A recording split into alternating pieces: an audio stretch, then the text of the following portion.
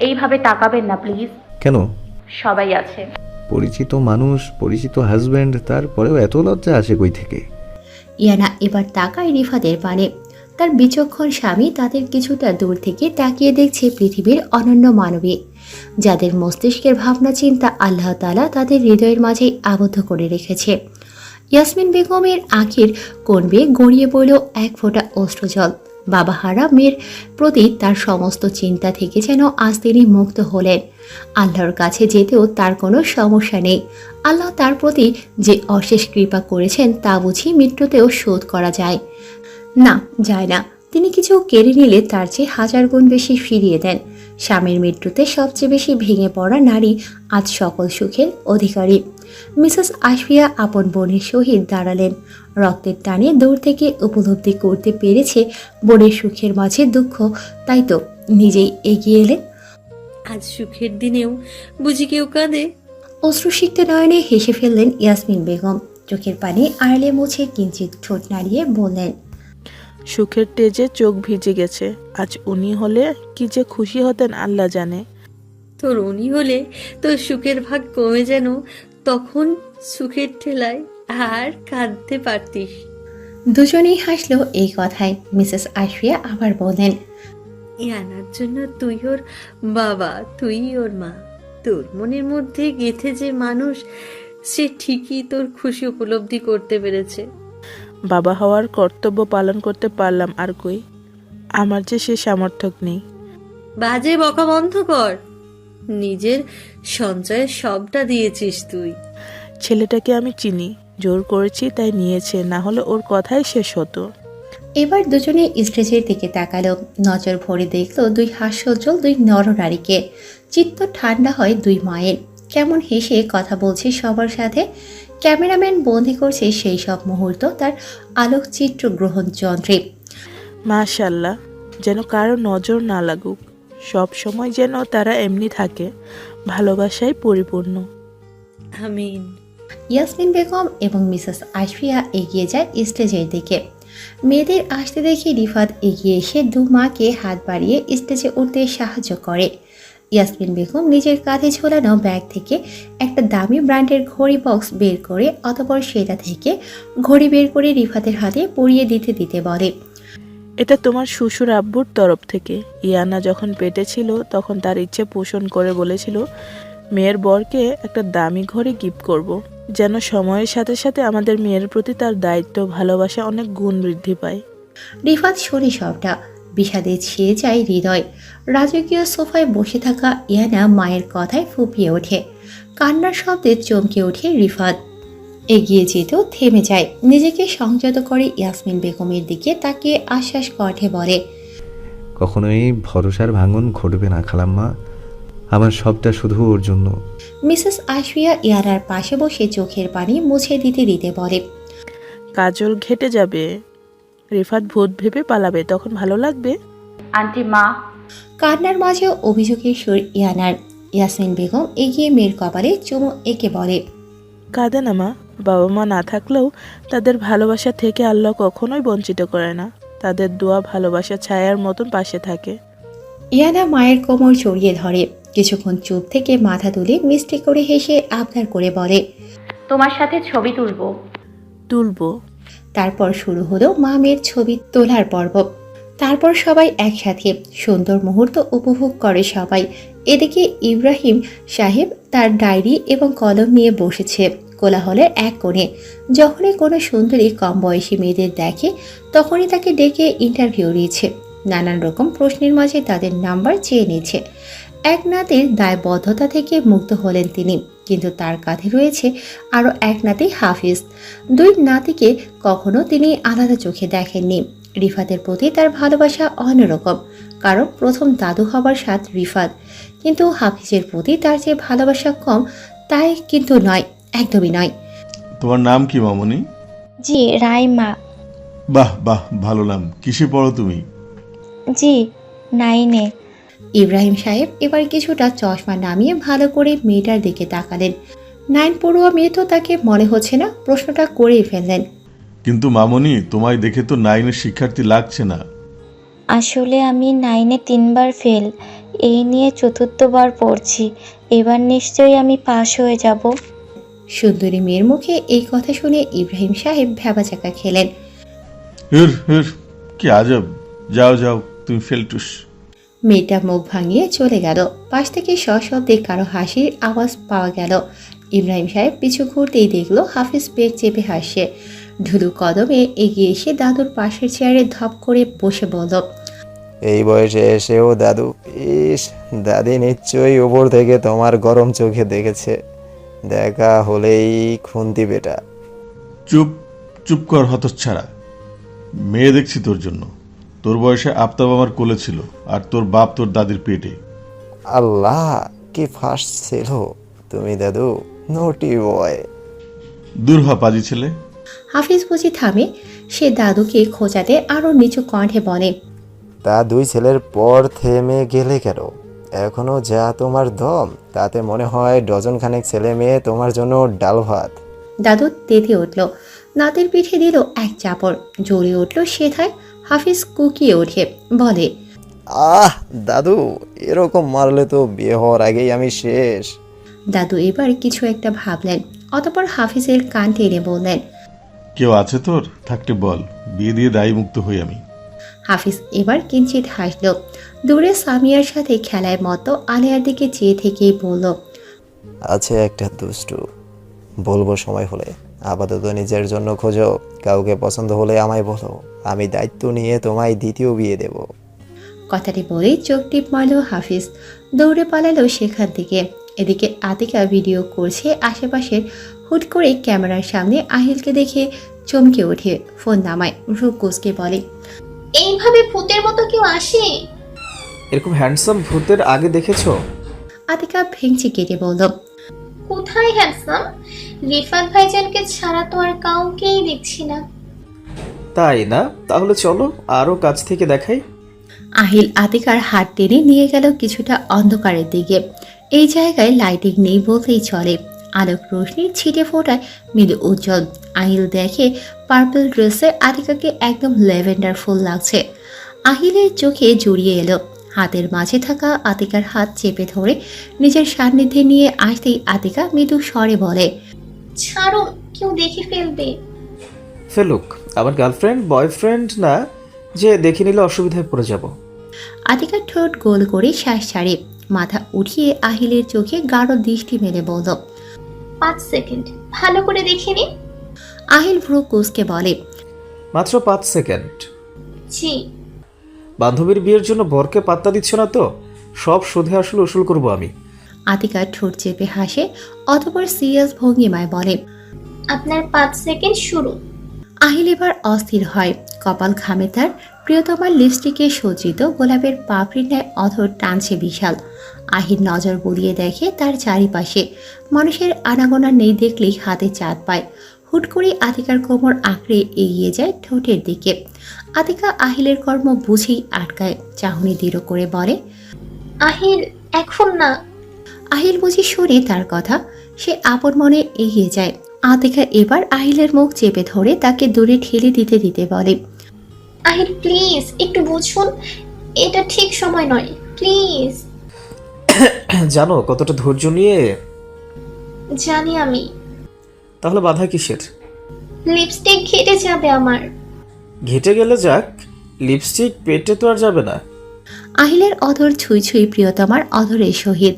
ঠিক সেই সময় আহিলের বুকে ধাক্কা দেয় আতিকা।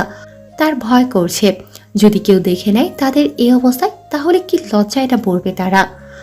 Ahil leave please. আহিল এবার এক ঝটকায় তাকে ছেড়ে দেয়। চোখে মুখে রাগ তার স্পষ্ট। ভারীকে নিঃশ্বাস ত্যাগ করে আতিকার দিকে তাকিয়ে বলে, ওকে ফাইন, করছি না কিছু। খুশি? আতিকা স্তব্ধ হয়ে যায়। সে কি আহিলকে রাগিয়ে তুলল? আহিল চলে যেতে নিলেই তার হাত টেনে ধরে বলে, আহিল। ছাড়ো, 5 সেকেন্ড অনেক আগে শেষ হয়ে গেছে, যাও। আতিকার চোখ ঢেলে পানি আসতে চায়। আহিল ওর হাত ছাড়া দিয়ে ছাড়িয়ে হন হন করে চলে গেল। মিস সুন্দরী, আপনার সাথে কি একটু কথা বলা যাবে?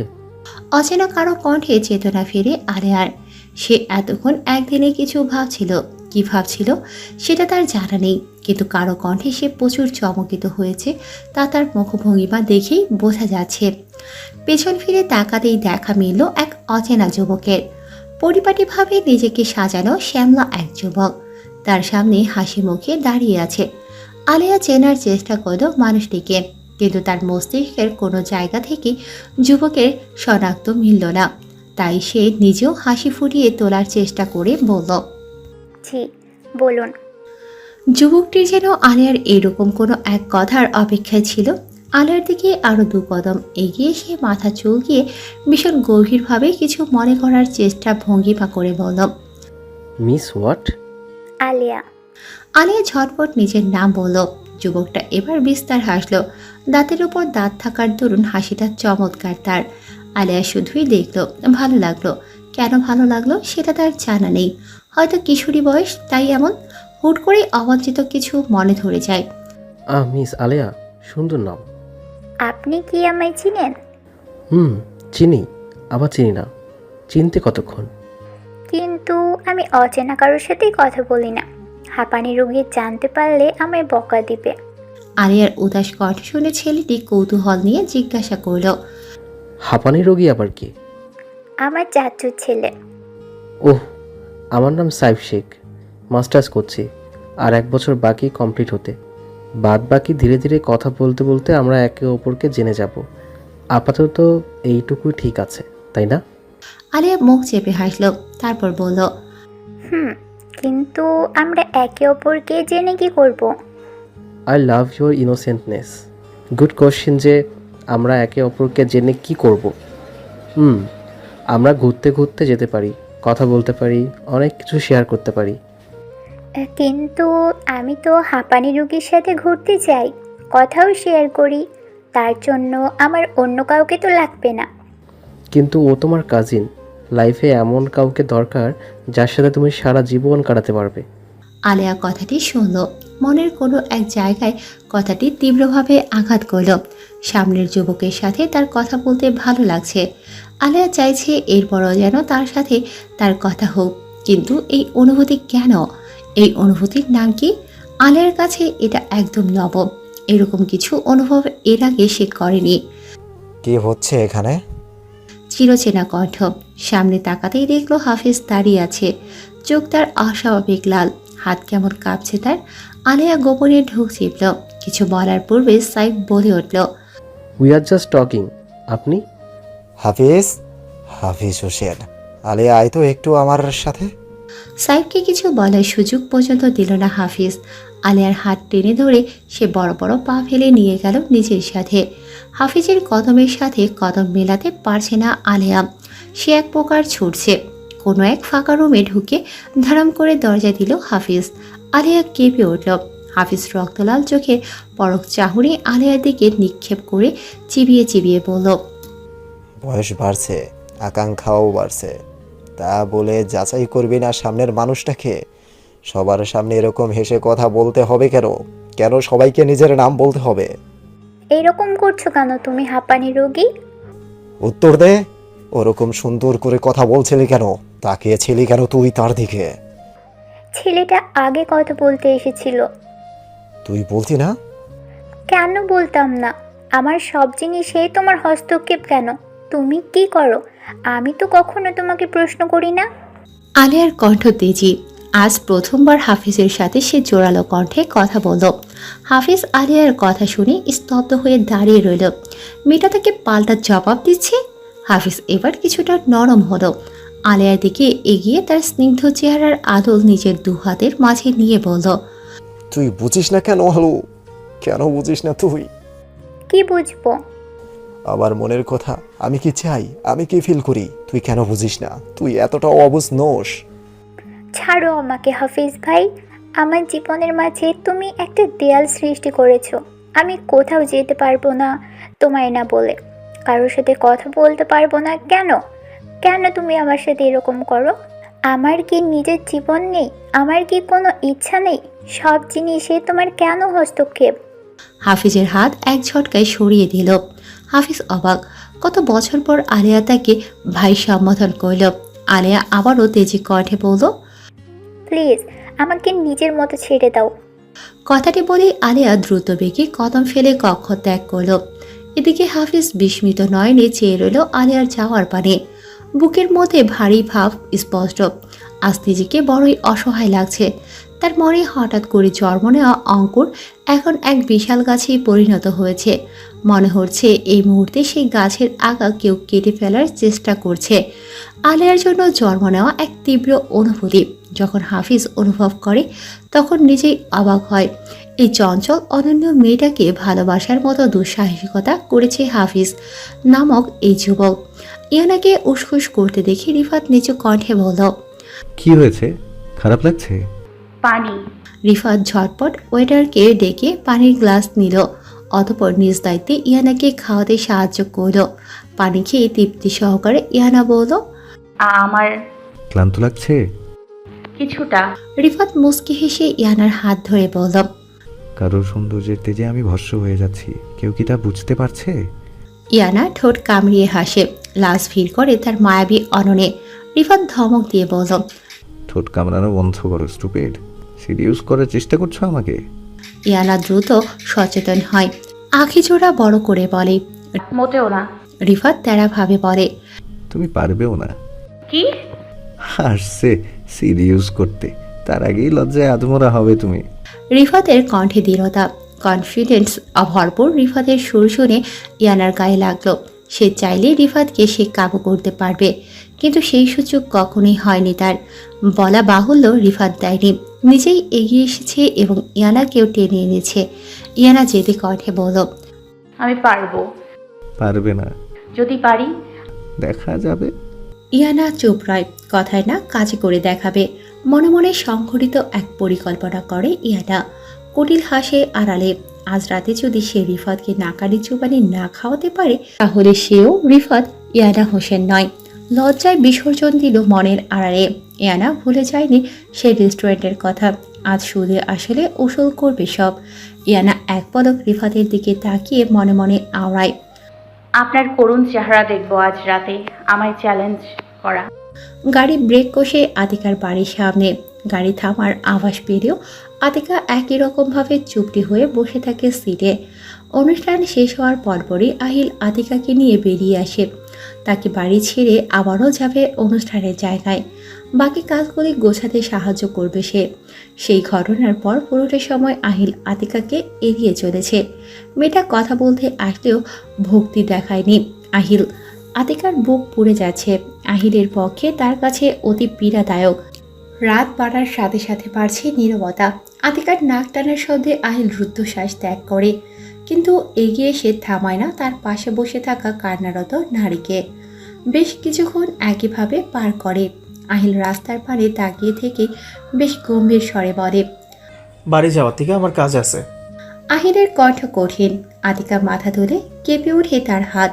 গাড়ির মধ্যে হলদি রঙের বাতি নিভিয়ে দেয় নিজ দায়িত্বে। আহিল ভ্রু কুঞ্চিত করে। পাশে তাকিয়ে কিছু বলার পূর্বে নিজ শার্টের কলার মেয়েলি হাতের হামলায় শিকার হয়। মুহূর্তে সিক্ত হয় আহিলের পুরুষালী অধর। আহিল চমকিত হলো বিস্মিত। এটা কি তার ললিতা? এটাই কি তার আতিকা? স্বামীর অভিমান নিবারণে নিজের লজ্জা উড়িয়েছে এই রমণী। আহিলের অধরের মাঝে আতিকার পুরো ঠোঁট মিশে আছে। আহিলের সময় লাগলো না নিজের বিস্ময়করতা কাটাতে। অতঃপর তড়িৎ নিজের হাত রাখলো আতিকার পৃষ্ঠদেশে। নিজের বুকের সহিত মিশিয়ে ফেললো আতিকার মেয়েলি কাঠামো। শব্দ করে অধরের চুম্বন এঁকে আহিল হেসে ফিসফিসিয়ে বলে, আমি শেখাচ্ছি হাউ টু কিস প্রপারলি। উন্মাদ চুম্বনে লিপ্ত হয় আহিল। আতিকা হাঁপিয়ে ওঠে। এবার কিন্তু সরে আসে না। নিজেও টেনে নেওয়ার চেষ্টা করছে, কিন্তু সে অক্ষম হচ্ছে আহিলের কাছে। মাতোরা আহিল। ছেলেটার হাতের নৃত্য অস্বাভাবিক। আতিকার লজ্জায় একাকার। নিজ হাতের সাহায্যে আহিলের হাত আটকানোর প্রচেষ্টা করলেই আহিল বেসামাল হয় প্রবল।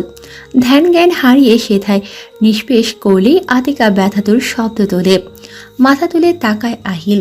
আতিকার অধর রক্তিম। ভ্রু কুঁচকে ভারী শ্বাস টানছে মেয়েটি। আহিল এক প্রকার উঠিয়ে মেয়েটিকে নিজের কোলে বসায়। নাজুক বস্ত্র ঠিক করে দিতে দিতে বলে, ভাগ্যিস রাগ করলাম, না হলে যে আমার বউয়ের এই রূপ মিস করে দিতাম। আতিকা এবার ছল ছল নয়নে তাকায় তার মানে। কম্পিত কণ্ঠে বলে, আপনি আমায় ইগনোর করেছেন আজ সারাটা সময়। আহিল রুদ্ধশ্বাস ছেড়ে বলল, রেগে গেলে আমি রুড হয়ে যাই আতিকা, মানিয়ে নিতে পারবে না। পারবো, কিন্তু আপনি আমাকে একটু উপেক্ষা করতে পারবেন না, রেগে গেলেও না। আচ্ছা, করব না।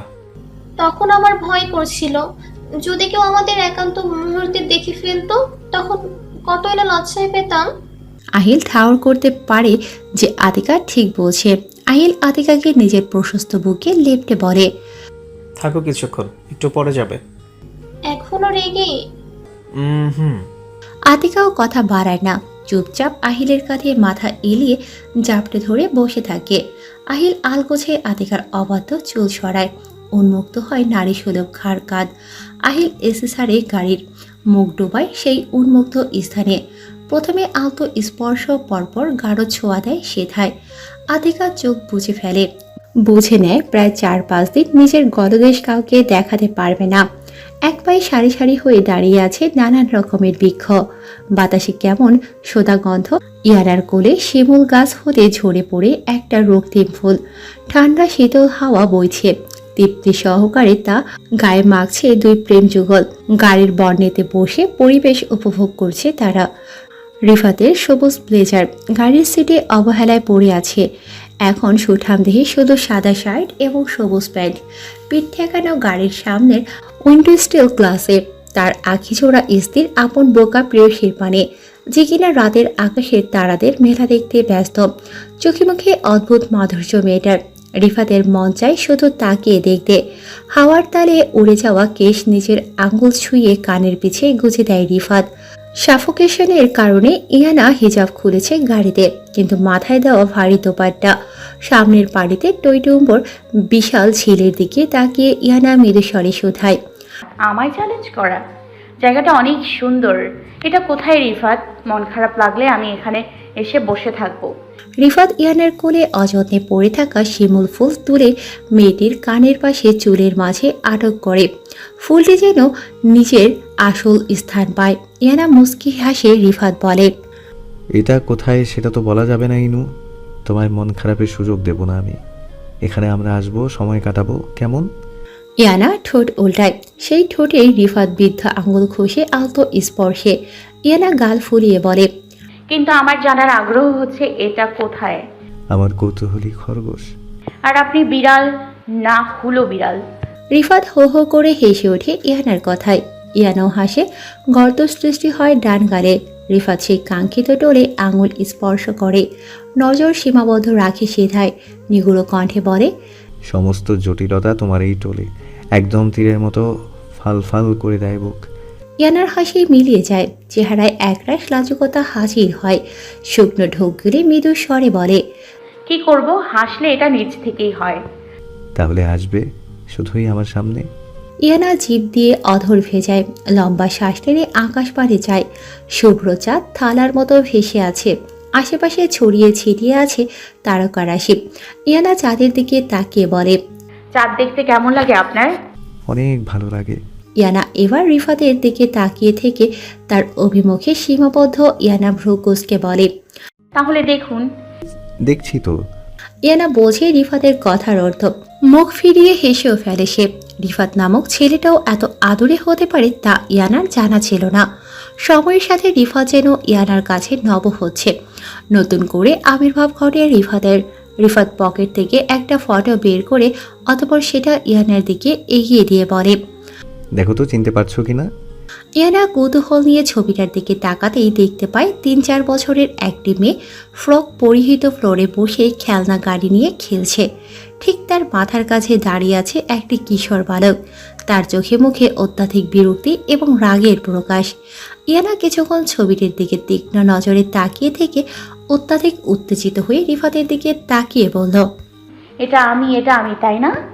রিফাত মাথা নাড়িয়ে সম্মতি জানাতেই ইয়ানা হাঁ হয়ে তাকিয়ে রইল। ছবিটির বালকটা অন্য কেউ নয়, বরং রিফাত নিজেই। ইয়ানা সেটা উপলব্ধি করতে পেরে রিফাতের দিকে ছোট ছোট দৃষ্টি মেলে তাকিয়ে বলে, এটা আপনি। একই রকম দেখতে, শুধু দাড়ি আর চশমা নেই। কিন্তু আপনি এইভাবে আমাকে দেখছেন কেন? যেন খেয়ে ফেলবেন। কিন্তু আমি তো আপনার বউ। স্টুপিড, তখন কি আমি জানতাম তুমি আমার বউ হবে? ইয়ানা নিজের অবুঝ কথার জিভ কাটে। সত্যি তো, তখন তো তারা অনেক ছোট। ইয়ানা এবার কিছুটা কৌতূহলী দৃষ্টি নিয়ে রিফাতের চোখের দিকে তাকিয়ে বলে। জানলে কি করতেন? রিফাত এবার দুষ্টু হেসে ইয়ানার দিকে ঝুঁকে পড়ে বলে। খোদে বসিয়ে চুমু খেতাম। ইয়ানাও মর্মস্পর্শী ভাবে বলে। তাই? কিভাবে? রিফাত যেন আকাশের চাঁদ হাতে পেল। ইয়ানাকে ধরে নিজের কাছে নিয়ে আসার জন্য হাত বাড়াতে ইয়ানা বৃদ্ধা আঙুল দেখিয়ে ভেঙচি কেটে গাড়ির বর্নেট হতে দ্রুত নেমে আসে। পরিহিত ভারী গাউন দু হাতে হালকা তুলে বলে। ফটো দেখিয়ে ছোটবেলার কথা মনে করিয়ে দিয়েছেন আমাকে। কথায় কথায় ধমক দেওয়া আমায়। আপনার কিছু জিনিসে হাত দিলেই কেমন চোখ দেখাতেন। ভাবলেন কি করে আমি আপনাকে চুমু খেতে দিব? রিফাত থমথমে খেয়ে যায়।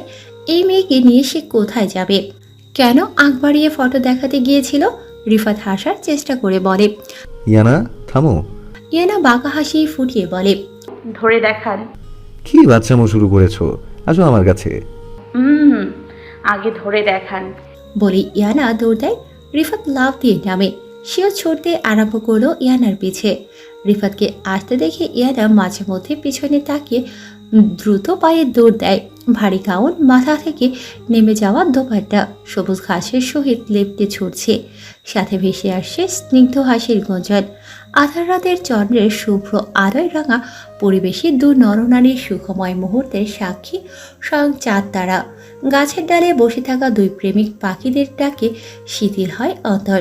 রিফাত হাত বাড়িয়ে ইয়ানাকে যতই ছুঁয়ে দেওয়ার প্রচেষ্টা করছে, ঠিক ততই মায়াবী নারী তার দিকে তাকিয়ে হেসে গতি তেজ বার করছে। একটা সময় নিঃশ্বাস ভারী হয় ইয়ানার। গতি থামিয়ে একটু দাঁড়িয়ে শ্বাস নেওয়ার সময় পেছন থেকে তাকে জাপটে ধরে রিফাত। সমান তালে ভারী খেয়ে নিঃশ্বাস ফেলছে দুজন। রিফাত ইয়ানার পেট খামছে ধরে নিজের দিকে ঘুরিয়ে বলে। এবার কোথায় পালাবে ইনু? ইয়ানা ঠোঁট গোল করে শ্বাস ছাড়ে। চোখ বন্ধ করে রিফাতের প্রশস্ত বুকে নিজেকে লেফটে নেয়। দুজনের হৃস্পন্দন প্রফুল্লিত। ইয়ানা মৃদু স্বরে বলে। এটা আমার জায়গা। আলেয়ার চোখে মুখে ঘুম নেই। বারংবার হাফিজের সাথে তার মিসবিহেভের কথা মনে পড়ছে, কিন্তু পরক্ষণেই আবার নিজেকে সামনে ফেলছে। হাফিজ তার জীবনে হস্তক্ষেপ কেন করবে? কেন? আলেয়া ব্যালকনিতে দাঁড়াতেই অজান্তে চোখ যায় হাফিজের রুমের দিকে। অন্তর দুলে উঠল মুহূর্তেই। হাফিজ তার জানালার সামনে দাঁড়িয়ে এদিকেই তাকিয়ে আছে সে। আলেয়া মিনিট পেরোতেই রুমে চলে আসে। ব্যালকনির দরজা লাগিয়ে দেয় সজোরে। হাফিজ জোরে শ্বাস ফেলে। চোয়াল শক্ত হয় তার। তাতে দাঁত পিষে দ্রুত পায়ে নিজ মা বাবার রুমে যায়। দরজায় হাতের থাবা বসায় সে বেশ কয়েকবার। হাফসা বেগম ধরফড়িয়ে উঠিয়ে দরজা খোলে। ছেলেকে উস্কো খুস্কো অবস্থায় দাঁড়িয়ে থাকতে দেখে তিনি বলেন। কি হয়েছে বাবু? ঘুমাসনি কেন এখনো? কিছু দরকার? আমি বিয়ে করব। সোজা উত্তর হাফিজের। হাফসা বেগম আলতো হেসে বলল। ভালো কথা, তোর আব্বুকে বলে কাল থেকেই মেয়ে দেখা শুরু করব। না, আমার মেয়ে দেখা, আমি তাকেই বিয়ে করব। তার মা বাবাকে রাজি করানোর দায়িত্ব তোমাদের। কে সে? আলু। কি সবজি? আমাদের আলু, আলেয়া। কি বললি? আলেয়া? ও কি লাগবে এনে দাও যত দ্রুত সম্ভব। প্রস্থান ঘটে হাফিজের। অবাকের চরম পর্যায়ে পৌঁছে দিয়ে গেল তার মা হাফসা বেগমকে। ফুলে সাজানো কক্ষের পাঁচ বরাবর জায়গায় দাঁড়িয়ে ইয়ানা। আঁকি তার চঞ্চল, ভিতরটা কেমন আঁকুপাকু করছে। এটা ইব্রাহিম সাহেবের উপহার দেওয়া ফ্ল্যাট। 3টে কক্ষ, বসার এবং খাওয়ার কক্ষ, কিচেন, বাথরুম মিলিয়ে বেশ বিশাল এই ফ্ল্যাট। কক্ষের দক্ষিণ দিকে সুন্দর ব্যালকনি। রিফাতের ব্যালকনি খুব পছন্দের, তাই হয়তো নাতির পছন্দকে মাথায় রেখে ইব্রাহিম সাহেব এই ফ্ল্যাটটি কিনেছেন। ইয়ানা আর রিফাতের একান্ত মুহূর্তে বিঘ্ন দেওয়ার জন্য ইব্রাহিম সাহেব কাউকে তাদের সাথে পাঠায়নি। অনুষ্ঠান শেষে তাদের দুজনকে সুন্দর করে বিদায় দেয় স্বজনেরা। তখন ইয়ানা যে রুমে দাঁড়িয়ে সেটা তাদের বেডরুম, মাস্টার বেডরুম। জারবেরা এবং সাদা গোলাপ ফুলে সজ্জিত চারিপাশ। আধুনিকভাবে ডেকোরেশন করা। ফুলের সুঘ্রাণে মেতে আছে পুরো কক্ষ। ইয়ানা লজ্জা পায়। দরজার দিকে তাকালে দেখে রিফাত রুমে প্রবেশ করছে। রিফাত ইয়ানাকে দাঁড়িয়ে থাকতে দেখে বলে। কি হলো, দাঁড়িয়ে কেন? ইয়ানা মাথার দোপাট্টা বিছানায় রেখে কপালে ভাঁজ ফেলে বলে। তো কি ভেবেছিলেন আপনার জন্য বিছানায় বসে ঘুমটা দিয়ে অপেক্ষা করব? রিফাত আলগোছে ইয়ানার কোমর টেনে বলে। অপেক্ষা তো করছিলেই, বসে না হোক দাঁড়িয়েই। ইয়ানা কুটিল হাসে মনে। সে ভুলে যায়নি রিফাতের কথা, মনে মনে করে পরিকল্পনা। আজ রিফাতকে জব্দ করবে। লজ্জার কাঁথা পরিয়ে দিয়েছে অনেক আগেই, শুধু এগিয়ে যাওয়া বাকি। ইয়ানা ঠোঁট কামড়িয়ে রিফাতের আরও একটু সান্নিধ্যে এসে পা উঁচু করে তার দাড়িযুক্ত চিবুকে চুমু দিয়ে বলে, আপনার জন্য অপেক্ষা করব না তো কার জন্য করব বলুন?